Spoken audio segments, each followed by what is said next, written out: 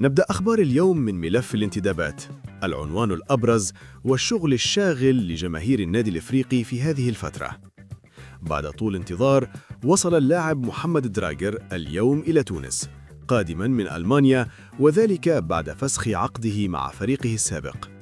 وحسب آخر المعطيات القادمة من داخل أسوار الحديقة، فإن اللاعب سيخضع خلال الساعات القادمة إلى الفحص الطبي قبل التوقيع رسمياً على عقد يمتد لموسمين ونصف مع النادي الإفريقي، ليكون بذلك أحد أهم انتدابات الميركاتو الشتوي.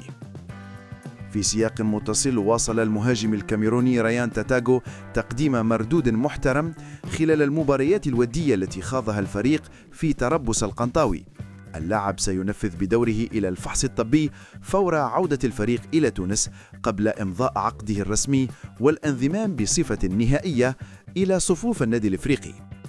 إدارة النادي الإفريقي شرعت كذلك في ملفات التجديد وفسخ العقود، وكانت البداية مع اللاعب الجزائري توفيق الشريفي الذي جدد عقده مع الفريق إلى غاية جوان 2027. الشريفي البالغ من العمر 24 سنة يلعب في صفوف الإفريقي منذ 3 سنوات، قادما من شبيبة القبائل. في المقابل، ما زال ملف قائد الفريق معتز الزمزمي معلقا رغم أن عقده ينتهي في جوان 2026 دون تقديم عرض رسمي إلى حد الآن. نفس الوضعية تخص عددا من اللاعبين الذين تنتهي عقودهم مع نهاية الموسم، على غرار ياسين بوعبيد، الحارس الشاب وسيم المغزاوي، المهاجم محمد علي العمري الذي لم يقنع الإطار الفني وأصبح أقرب إلى الخروج في شكل إعارة أو مواصلة اللعب مع فريق النخبة إلى نهاية عقده. رسمياً أمضى اللاعب الشاب حمزة المنصري عقد إعارة لمدة 6 أشهر مع فريق نجم المتلاوي، قادماً من النادي الإفريقي بحثاً عن مزيد من دقائق اللعب. قررت إدارة النادي الإفريقي إنهاء التربص الشتوي في القنطاوي قبل موعده الأصلي الذي كان مبرمجاً إلى غاية 9 جانفي 2026، وذلك بعد انسحاب المنتخب التونسي من كأس إفريقيا واقتراب استئناف البطولة.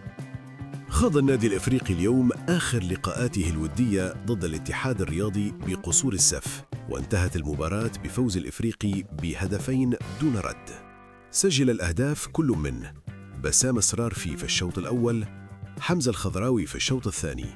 وبهذا اللقاء اختتم الفريق سلسلة تحضيراته الشتوية على أن تستأنف التمارين يوم الأربعاء 7 جانفي 2026 في الحديقة ألف، استعداداً لمباراة الجولة الأولى إياب ضد مستقبل المرسى. خلال فترة التحضيرات خاض النادي الإفريقي 5 مباريات ودية: فوز ضد جمعية أريانا 1-0، تعادل سلبي ضد شبيبة العمران، فوز على البعث الرياضي ببوحجلة 3-1، فوز على التقدم الرياضي بإساقية الداير 2-1، وفوز على قصور الساف ب2-0. جميع هذه اللقاءات شهدت مشاركة أغلب اللاعبين، حيث اعتمد المدرب فوزي البنزرتي على تشكيلتين في كل شوط من أجل الوقوف على جاهزية أكبر عدد ممكن من العناصر.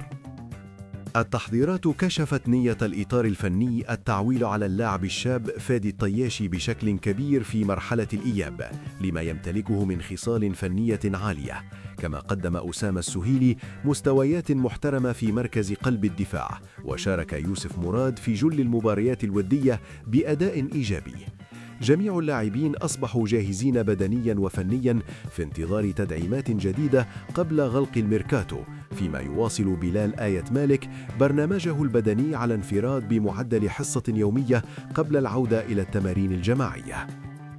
نختتم أخبار اليوم بكرة السلة، حيث يواجه النادي الإفريقي غدا الأربعاء على 5:00 مساء فريق النجم الساحلي في قاعة حمام سوسة، وذلك ضمن الجولة الثالثة من مرحلة البلاي أوف.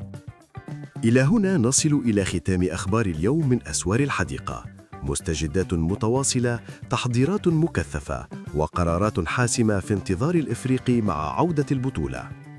الأيام القادمة ستكون مفصلية، والجماهير تترقب الكثير.